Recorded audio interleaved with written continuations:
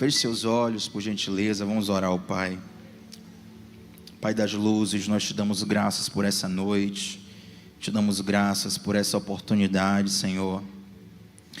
Nós te louvamos por cada vida que aqui está, aqueles que estão conectados no online também. Nós te pedimos que a tua presença guarde os nossos corações, que a tua paz abra os nossos ouvidos nessa noite, para que nós possamos receber com alegria qualquer nível de ensino da tua palavra, qualquer nível de confronto da sua palavra. Meu Deus, que o nosso coração seja receptivo ao teu ensino, e nós não confiamos na nossa performance para isso, nós não confiamos no nosso nível de atenção para isso, nós não confiamos num remédio de concentração para isso, nós confiamos no teu Espírito. Que cada informação ministrada aqui nessa noite, Pai, seja mais do que uma adição de conhecimento, mas uma revelação do céu em nossas vidas.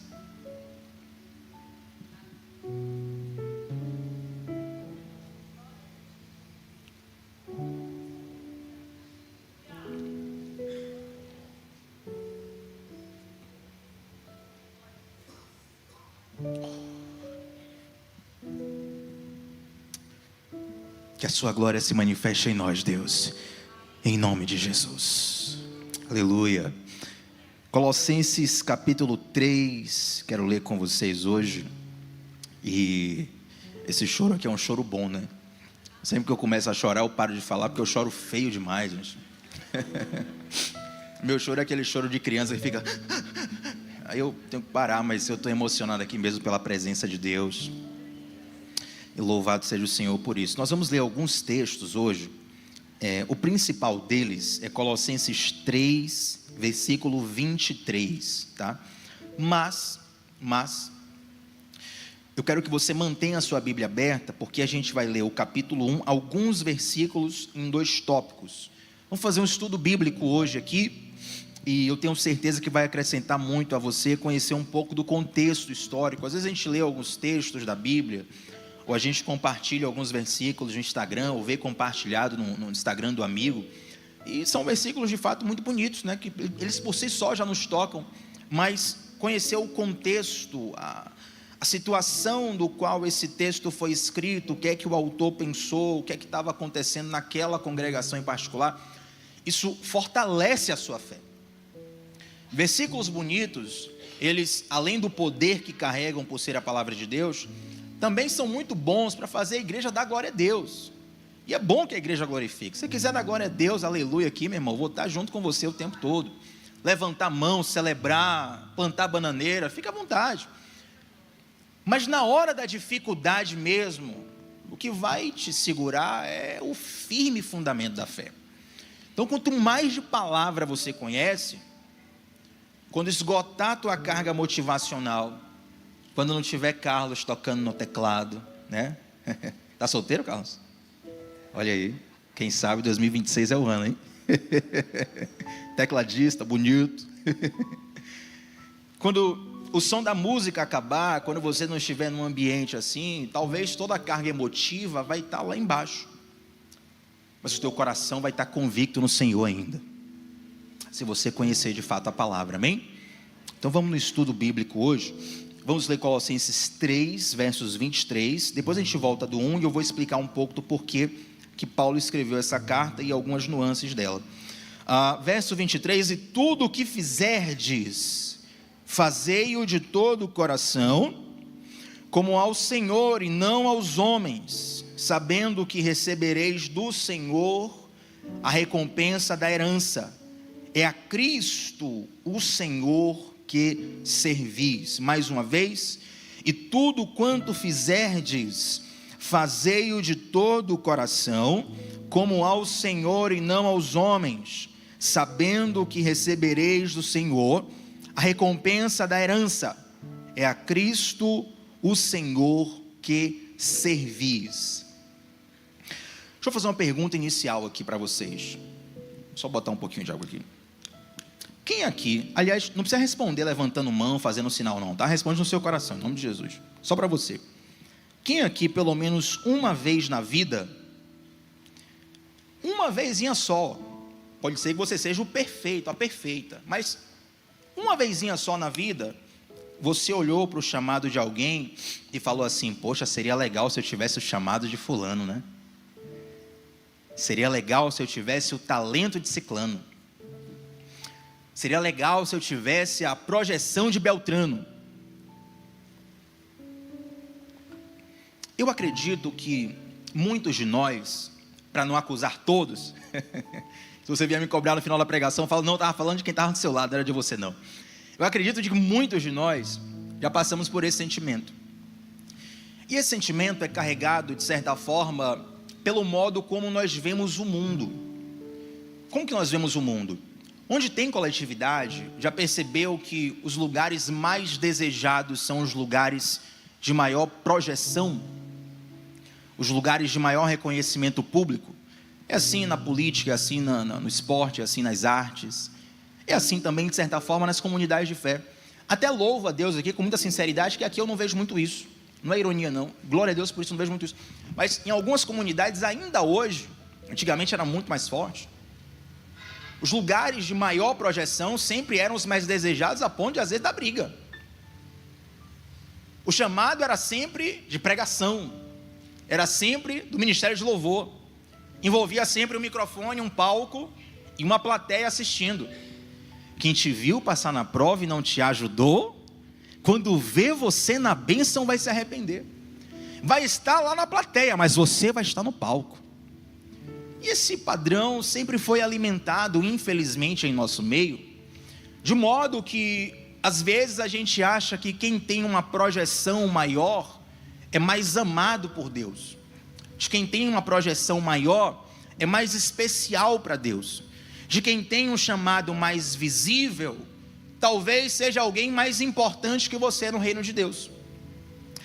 A igreja de Colossenses também passava um pouco por isso. Para quem não sabe, Colossenses significa o gentílico da cidade de Colossos. E essa é uma cidade que, se fosse nos dias atuais, ficaria na atual Turquia. Hoje é um sítio arqueológico, já não tem mais pessoas vivendo nessa região. Mas naquela época, Colossos era uma cidade que tinha uma igreja fundada ali por um homem chamado Epáfras. Mas, Tiago, essa carta foi escrita por Paulo. Então, Paulo nunca foi em Colossos. Mas quando Paulo estava na prisão, Epáfras vai visitar Paulo. E quando ele vai visitar Paulo, ele conta da história da cidade de Colossos, da igreja de Colossos. Fala: olha, a igreja lá está florescendo, glória a Deus por isso, por aquilo, tem muita coisa boa. Mas Paulo está com esses desafios aqui em Colossos. Então Paulo escreve essa carta aos colossenses, aos cristãos da cidade de Colossos, para endereçar esses problemas do qual ele foi informado. Quem está entendendo aqui? Então o apóstolo Paulo ele escreve toda uma carta com uma cosmovisão para atingir algo que estava no centro da cultura dos colossenses e que também está no centro da nossa cultura, por incrível que pareça.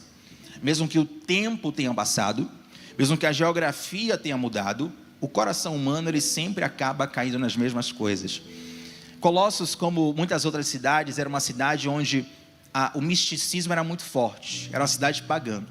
Eu acho que a gente não tem tanta noção disso aqui no Brasil. O Brasil é um país completamente cristianizado, gente. O Brasil é um país onde o ateu, quando toma um susto, ele fala: meu Deus! Porque, mas você não acredita em Deus? Você acredita ou não acredita? Não, mas ele está tão inserido numa cultura cristã que o automático dele é cristão. A linguagem dele é cristã, a forma dele pensar é cristã. O cara nem gosta de Jesus, mas ele está na pior. Ele fala: poxa, eu preciso de um culto, eu vou na igreja, velho. Preciso de alguém ali que faça uma oração por mim, coloca a mão em mim aqui, ministra sobre a minha vida, repreende esse caos.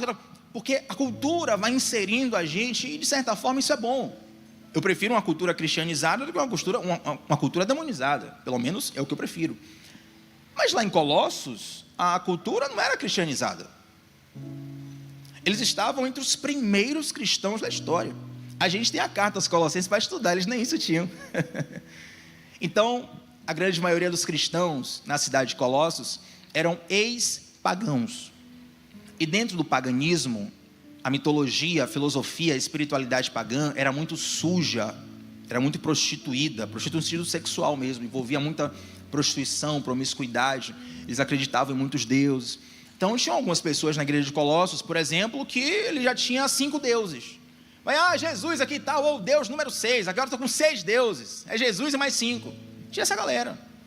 Tinha outra galera lá que entendeu o evangelho de Jesus, mas sim, e aí, como é que a gente faz? Jesus é judeu?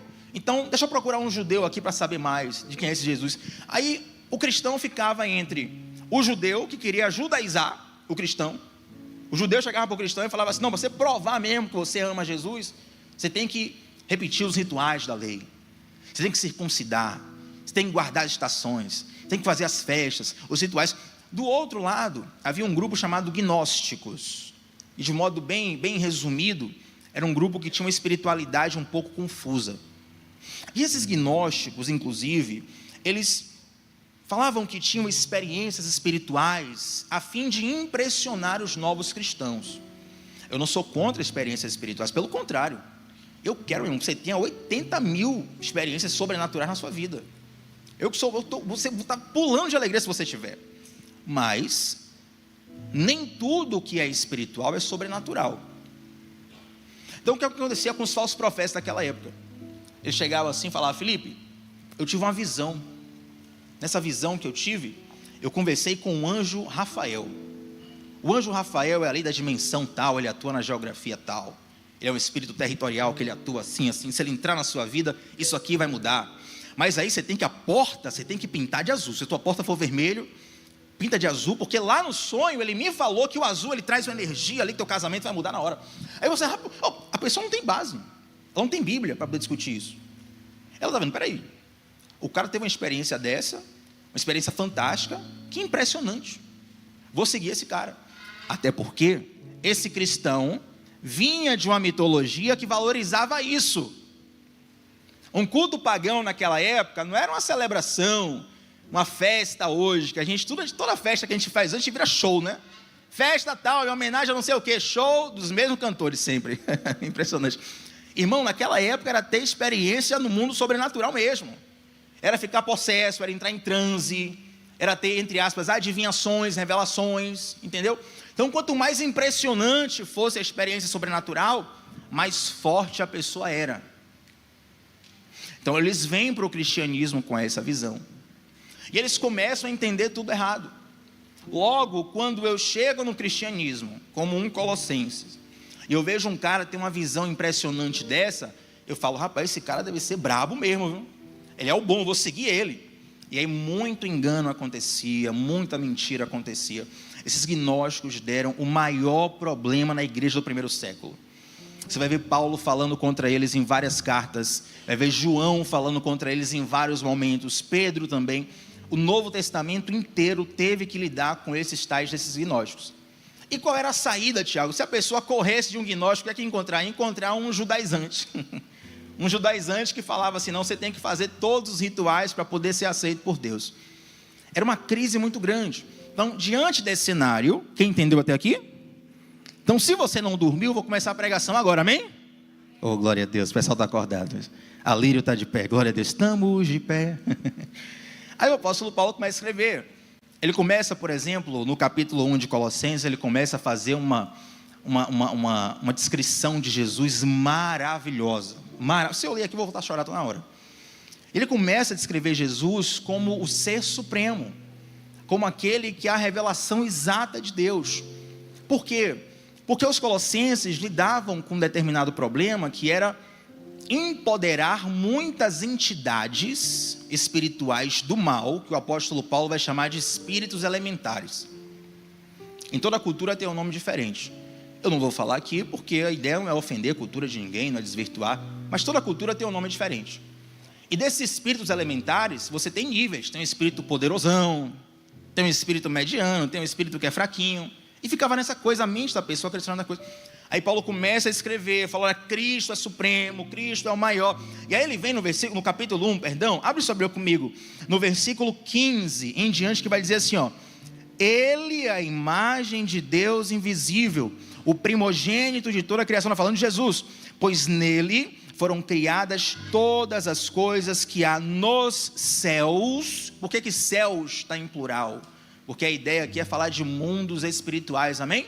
foram criadas nos céus, na terra, visíveis e invisíveis, sejam tronos, sejam dominações, sejam principados, sejam potestades, tudo foi criado por Ele e para Ele. Quando esses novos cristãos abandonavam o paganismo, tinha ameaça. Se você largar o santo tal, ele vai na sua casa, ele vai te matar. Ele vai matar seu filho. Ele vai botar uma doença na sua vida. Tinha todas essas ameaças. Então a pessoa ficava com medo. Poxa, aquele espírito realmente é poderoso. Eu vi ele agir. Eu conheço o poder dele. O apóstolo Paulo está dizendo assim, Jesus está acima de qualquer espírito desse. Eu tenho certeza que aqui nesse lugar, não por revelação, mas por uma questão estatística, tem pessoas que amam Jesus, estão aqui com toda a sinceridade do seu coração, servem a Deus, vão para o céu, mas que ainda tem no coração um medinho quando veio um determinado tipo de oferenda, de sacrifício, de frase, de elemento místico, porque ele lembra de algo que ele viu de fato. Ele fala, olha, isso aqui realmente tem poder, e eu estou aqui para te dizer, tem poder mesmo, tem muito poder, só que Deus tem todo o poder. E por mais poderoso que seja um espírito no mundo das trevas, eu vou te dizer uma coisa, todos os livros que foram escritos de batalha espiritual no Brasil, dos anos 60 para cá, todos eu li, conheço de cabo a rabo. Eu acho que, talvez não, tem um cara que eu conheci que era pior que eu, mas ele catalogava assim o nome de todos os demônios, principados, potestades, hostes, a área geográfica que atuava, o elemento, a cor. Não, esse aqui é da água, esse aqui é do ar, esse aqui é do fogo, E de fato tudo isso existe mesmo. Não é mentira não. Não é para brincar com isso não. De fato existe. Tem poder. Mas isso não nos interessa. Por quê? Porque Cristo tem todo o poder. Pode se levantar o inferno inteiro contra a sua vida. Cristo é maior do que o poder do inferno. Quando o apóstolo Paulo ele vai descrevendo o poder de Jesus, ele está tranquilizando os colossenses, ele está dizendo, olha, você pode conhecer principado, você pode conhecer potestade, você pode conhecer espírito A, espírito B, espírito C, eu estou aqui para te apresentar um Cristo que é todo poderoso e ele te resgatou para uma nova vida. E aí Paulo continua falando desse Cristo, e ele agora vai trazer uma revelação ainda mais profunda, porque qual é a estratégia de Paulo? Qual é a copy de Paulo? Tem um copywriter aqui? Copywriter? Não tem nenhum copywriter? A igreja está precisando de um copywriter. Vamos abrir inscrição, eu. Mas se Paulo fosse um copywriter e lançasse assim, do zero à revelação, né? Paulo, ele enfatiza o poder de Jesus, ele engrandece Jesus, ele revela Jesus. Aí agora ele vem no versículo 27, fala algo que é completamente chocante. Olha o que ele diz em Colossenses capítulo 1, versículo 27. A eles Deus quis fazer conhecer quais são as riquezas da glória deste mistério entre os gentios, que é Cristo em vós, esperança da glória. Espera aí. Ele enfatiza o superpoder de Cristo, ele engrandece Cristo, ele nomeia Cristo. E depois ele fala assim, esse Cristo todo poderoso e verdadeiro, ele não está lá isolado nos céus. Ele está dentro de você. Colossos, a Turquia não existia na época, né? Mas estando naquela região, ela estava submetida ao Império Romano. E no Império Romano, a cultura prevalecente era a cultura grega, ou helenística, como você pode ler em alguns livros. Cultura grega, no final das contas. E dentro dessa cultura grega, essa mistura de grego com judeu, com romano, isso dava uma crise de identidade muito grande. De modo que, até mesmo na igreja, a igreja de Atos, a igreja primitiva, havia um certo preconceito, um certo racismo com viúvas de origem grega. A questão étnica era muito forte. E o apóstolo Paulo está escrevendo de uma prisão. Como Paulo nunca tinha ido em Colossos, o pessoal não conhecia ele pessoalmente, sabia quem ele era, mas não conhecia ele pessoalmente. Ele tem que explicar, peraí, se esse Jesus todo poderoso, maravilhoso, bam, que é mais poderoso que todos os espíritos, se ele é tão poderoso assim, por que você está preso? O apóstolo Paulo vai explicar na carta, que ele está preso porque é um privilégio para ele participar do sofrimento de Cristo. Em resumo, ele escreve como se estivesse ensinando assim, olha, não fique com pena de mim porque eu estou preso não, não fique com pena de mim porque eu estou na pior não, Para mim é um privilégio sofrer por amor ao Senhor. Para mim é uma alegria. Sabe por quê? Eu estou sofrendo porque eu carrego uma imagem que choca o mundo. Eu estou sofrendo porque eu carrego uma imagem que confronta o mundo. Eu estou sofrendo porque eu carrego algo que é transformador e que mexe com as estruturas atuais. Meus irmãos, nós precisamos, como filhos de Deus, como servos do Senhor, resgatar essa alegria em participar do sofrimento de Cristo. Essa alegria em participar do sofrimento por amor a Cristo.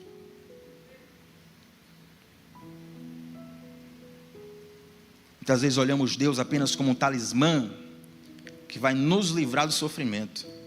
Aí o apóstolo Paulo nos convida a participar do sofrimento.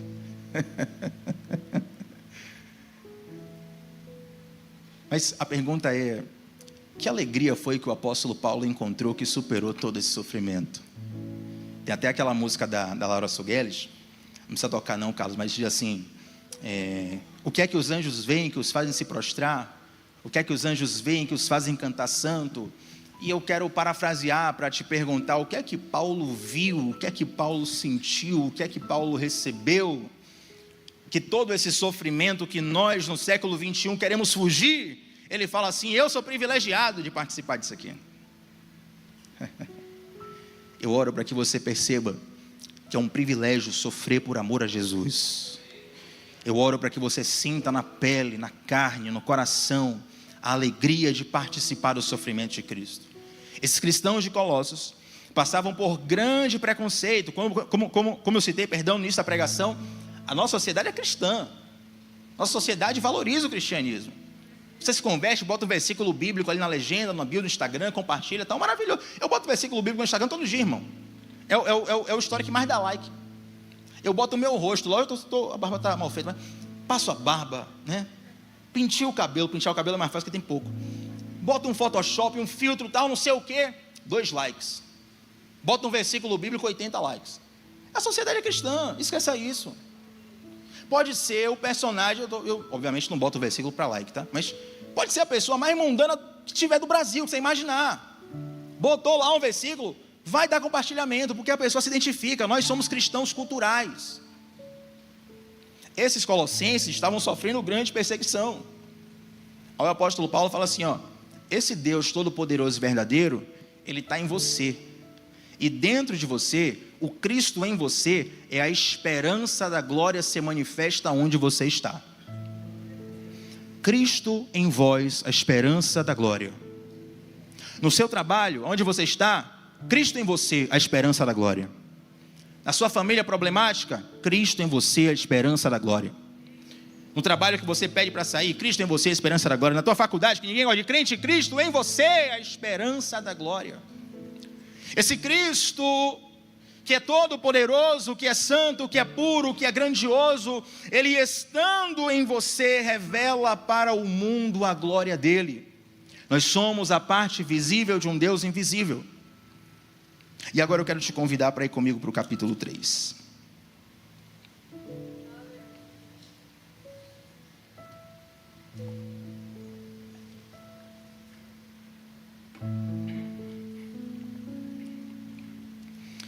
E eu te retomo a pergunta inicial. Será que você se sentiu diminuído por não ter o chamado de uma outra pessoa? Existem 3 categorias de chamado, por assim dizer. Existe um chamado geral, todo cristão tem. E é desse chamado que nós vamos falar, que é glorificar a Deus. Dentro desse chamado, existem algumas ferramentas que você pode utilizar para cumprir esse chamado de glorificar a Deus. Então, por exemplo, na nossa sociedade, a ferramenta da música é uma ferramenta muito valorizada, certo? Então você pode usar a ferramenta da música para poder cantar uma canção e Deus tocar o coração de alguém, Deus mudar a vida de alguém, você ensinar algo precioso através de uma música. A música dá grande projeção, a música faz viralizar, então dá muita... Olha, mas o chamado é o mesmo: glorificar a Deus com a música, ou glorificar a Deus batendo o martelo num prego. Então você tem um chamado geral, você tem uma ferramenta para um chamado, e você tem questões situacionais. Eu vou chamar de chamado, desculpa a redundância, né? Chamar de chamado. Eu vou chamar de chamado situacional só por falta de uma palavra melhor. E o chamado situacional aqui é o seguinte: quem aqui é pai de apenas um filho? Apenas um filho? Apenas um? Pai de apenas um filho? Quem aqui não é pai ainda? Nem pai nem mãe? Quem aqui não tem filhos? Vamos lá. Quando você tem um filho, o primeiro filho, você não está preparado para isso. Você até acha que está, mas vê que não está, porque é o primeiro. A vida não te prepara para isso. O trabalho de pai é um trabalho muito importante. Digamos que esse pai também é um cantor. O chamado que dá projeção para ele é a música. As pessoas conhecem ele pela música. Mas o que é mais importante na vida dele? Ser um bom músico ou um bom pai? O trabalho de pai dele ninguém vê. Ele tem que trocar a fralda do filho, ninguém vê. Ele tem que lidar com a birra do filho, ninguém vê. Ele tem que bater a meta mensal financeira todo santo mês para comprar as coisas para dentro de casa, ninguém vê. Nem o filho, que não sabe nada do quanto custa um presente que talvez o pai economizou meses para poder ver aquele sorriso lá e a criança quebrar o brinquedo depois de 10 minutos.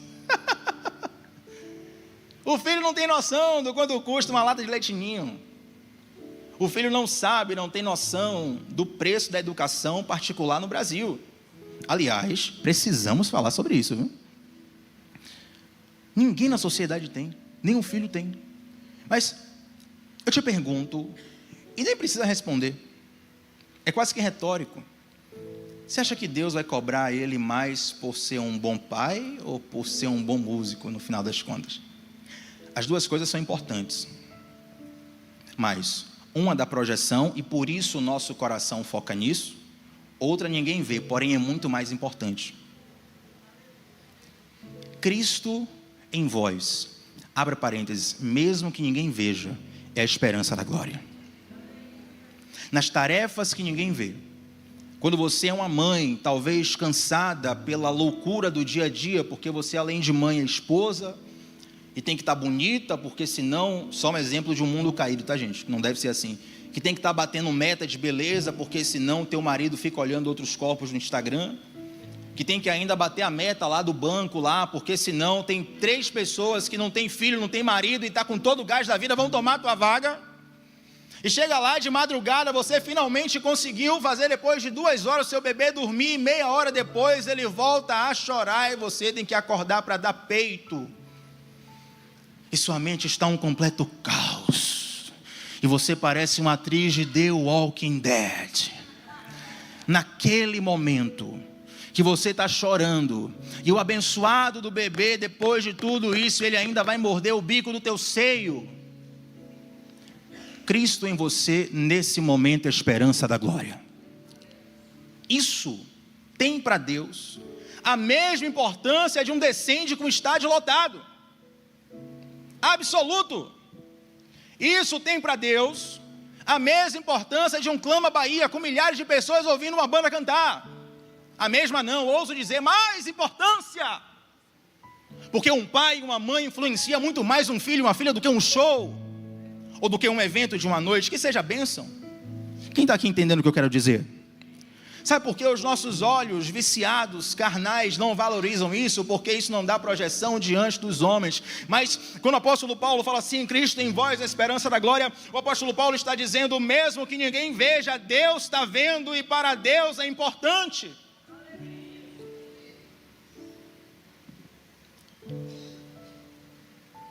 E a gente tem jogado o chamado mais importante fora por não entender que Deus nos chamou para isso. Aí o apóstolo Paulo é como se ele estivesse falando assim, ó, essa galera aí que fala que tem visão, que não sei o que pererê parará, que viu anjos, e nada contra a visão, obviamente, mas é porque lá em Colossos, essas visões estavam resultando em culto a anjos, né? Olha, esses rituais, esses jejuns, nada disso aí serve contra a tua carne. Nada disso aí serve contra o teu pecado. Em Colossenses, o apóstolo Paulo vai dizer que o amor, ele é o elo perfeito, ele é o vínculo da perfeição.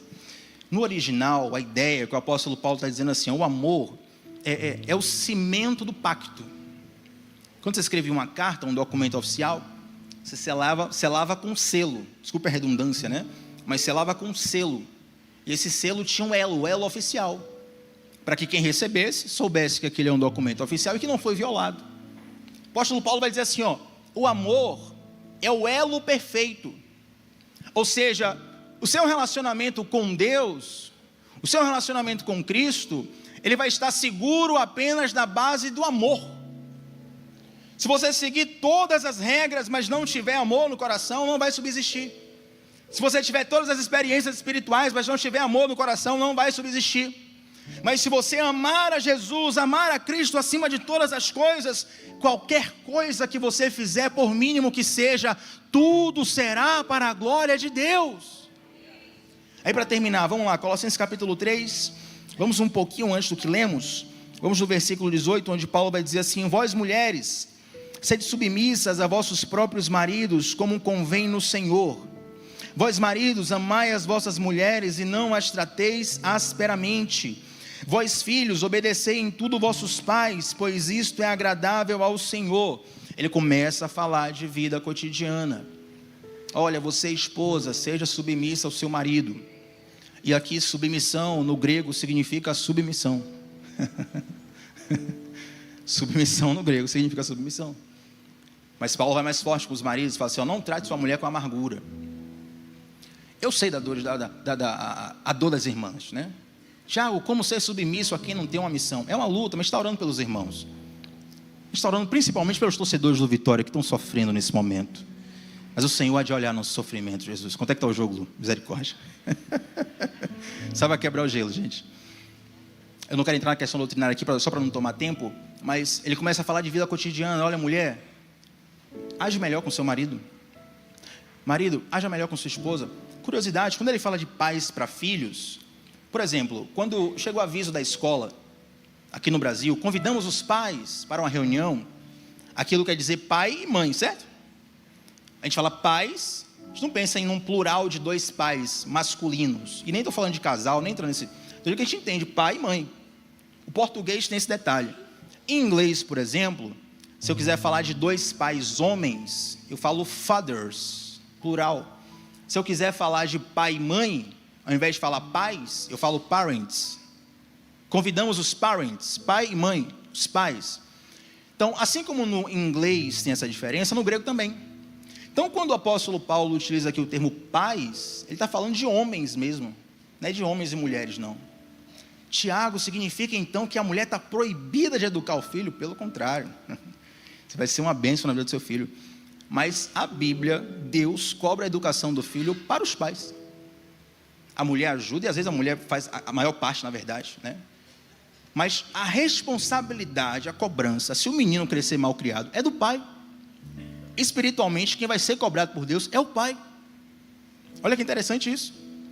Conta-se que um pastor americano chegou numa casa, foi na casa dos irmãos casados, e aí ele, percebendo que a mulher era muito proativa, muito para frente, né, muito dinâmica e tal, e o cara meio, borocochô.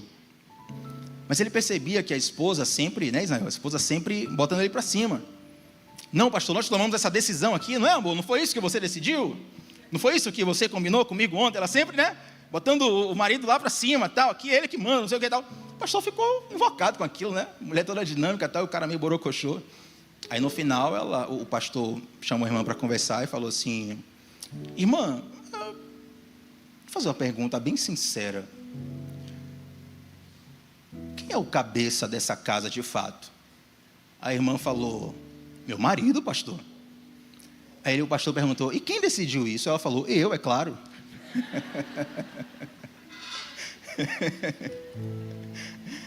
Então, gente, vida comum, vida cotidiana, isso aqui é que enche o coração de Deus. Deus não está tanto aí, embora seja importante sim, tenha um valor espiritual, tenha uma delícia, mas Deus não está tanto aí, quando eu for cantar aqui, eu vou fazer o melisma direito, eu vou subtonar. Deus sabe da minha limitação. Deus não está tanto aí se você é um baixista, um guitarrista de excelência, ou se você tem a melhor técnica de evangelismo do mundo. Deus está se importando com o que está no seu coração. Deus está se importando com aquilo que Ele se importa. Desculpe a redundância. Não é repetição não, é poético de fato. Deus se importa com o que Ele se importa. O restante lhe será acrescentado. E ele vem falando: olha, vocês maridos, vocês mulheres, pais, não irriteis vossos filhos para que não percam o ânimo. Vós servos, obedecei em tudo a vossos senhores segundo a carne, não servindo só na aparência como para agradar aos homens, mas em simplicidade do coração, temendo a Deus. E aqui eu já vou encerrar.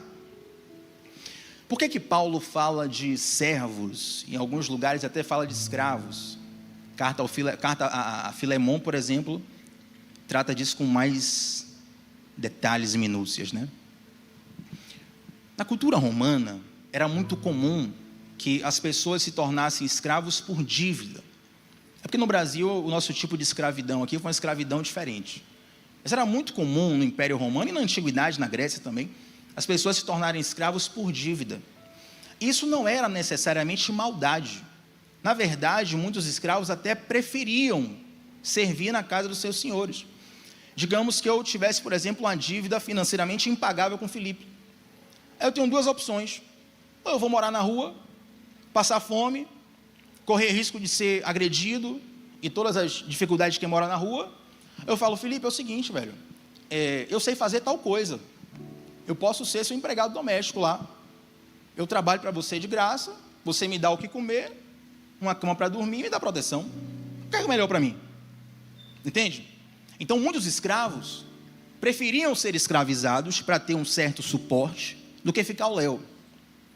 Só que obviamente a relação naquela época e hoje ainda é sempre tensa, né? Patrão, empregado, ainda mais servo e escravo. Então tinha escravo que de repente na hora de botar a comida do senhor dava aquela cuspida. Tinha aquele senhor também que tratava aquele escravo já com maldade, porque o cara tinha maldade no coração e nada explica o que ele faz, mas ele quer fazer maldade porque ele é mau. Ficava nessa relação assim. Então Paulo está dizendo o seguinte: olha, você que é escravo, seja escravo para a glória de Deus.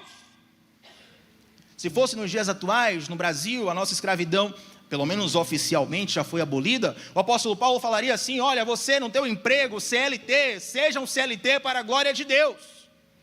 Da mesma forma, você que é o patrão do CLT, seja um patrão para a glória de Deus.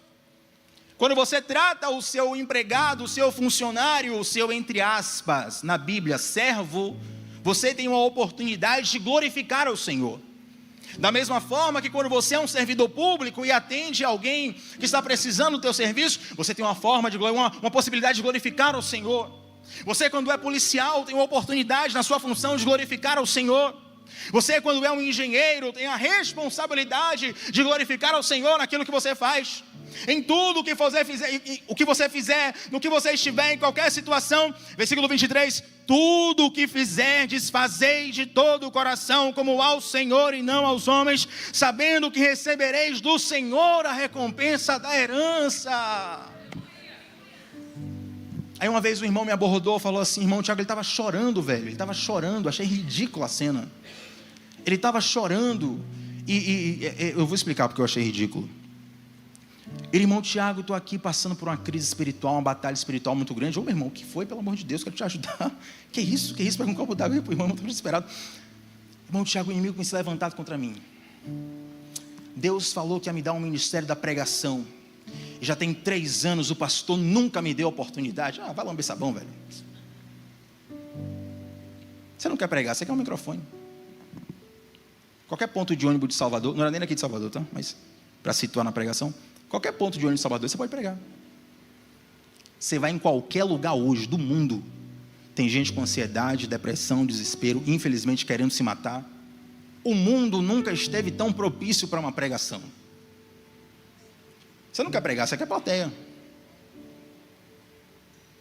Não, porque eles estão se levantando contra o meu ministério. Mas qual ministério? Um cargo na igreja, uma função? Algo que só você vê como ministério? A sua família é um ministério. O teu casamento é um ministério. A tua paternidade é um ministério. o teu relacionamento com aquele funcionário do seu trabalho abençoado, para não dizer os contrários. Teve uma colega minha que, antes de ela ser crente, ela falava assim: Tiago, eu não suporto quando o crente chama de bênção. Ô bênção, vem cá. Por quê, rapaz? Que é isso? Bênção é bênção. O bênção é bênção. Ô bênção, me dá por favor aquele microfone, aquele copo d'água. Não, porque é crente que não pode xingar e chama de bênção, mas está xingando no coração. Aquela bênção do seu trabalho, sabe? Ali é teu ministério, meu irmão, minha irmã. Deus está olhando para isso. Em tudo que você fizer, você tem a oportunidade de glorificar o nome do Senhor. Uma conversa que é olho no olho, ninguém está vendo, mas Deus está vendo. Um pedido de perdão que é muito sério, ninguém está vendo, mas Deus está vendo. Uma conversa séria, importante, que você precisa ter com alguém que te feriu, que te machucou. Ninguém vai ficar sabendo, você não vai postar, não vai ter texto, não vai ter hashtag, mas Deus está vendo ali. Você está glorificando ao Senhor. Aí o apóstolo Paulo fala assim: olha, o Senhor vai te dar uma recompensa. Mas você não precisa ir para o céu para ter essa recompensa. Vou chamar já o ministério de louvor, pode vir aqui. Você não precisa ir para o céu para ter essa recompensa. Quando você viver esse estilo de vida, você já vai saber que essa é a recompensa. Quando você experimentar isso, faça um voto com Deus. Faça um voto com Deus. Fala assim: Deus, essa pregação de hoje eu vou fazer um teste. Esse feriadão. Faz o teste aí no feriadão. Ou depois também, você vai assistindo o culto gravado, a pregação gravada. Faz um teste com Deus uma semana. Vou colocar isso em prática aqui uma semana só. E você vai perceber, meu irmão, um nível de prazer, de graça e de satisfação muito maior do que qualquer coisa que esse mundo possa oferecer. Porque enquanto você está sendo cuspido, a glória de Deus está vindo sobre você. Enquanto você está sendo humilhado, a glória de Deus está vindo sobre você. Enquanto você está sendo rasgado, a glória de Deus está vindo sobre você. E essa glória, essa graça, ela vale muito mais do que qualquer sofrimento dessa vida. É isso que o apóstolo Paulo entendeu e disse: eu celebro ser participante do sofrimento de Cristo. Se coloque de pé. Hoje não é uma mensagem para dizer que Deus vai te levar às nações.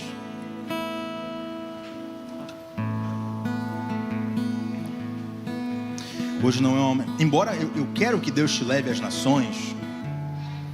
Deus pode te levar às nações, pode te levar a Itapicuru, pode levar a São Gonçalo. Ou Deus pode te levar de volta para casa quando o culto terminar. Às vezes lidar com a sua família é mais difícil do que lidar com nações.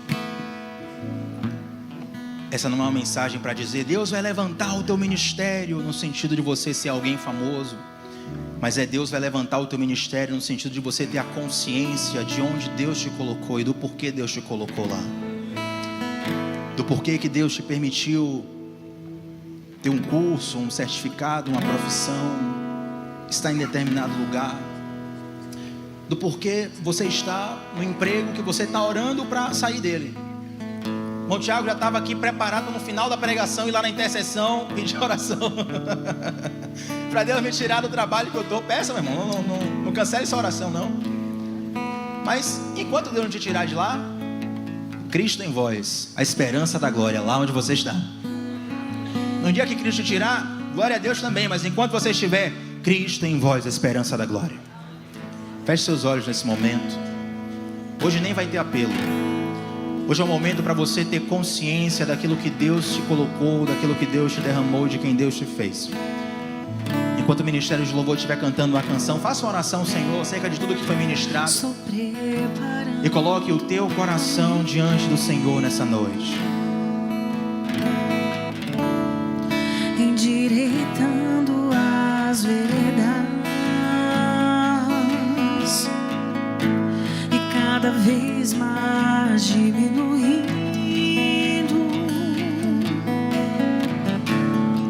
porque importa que Ele cresça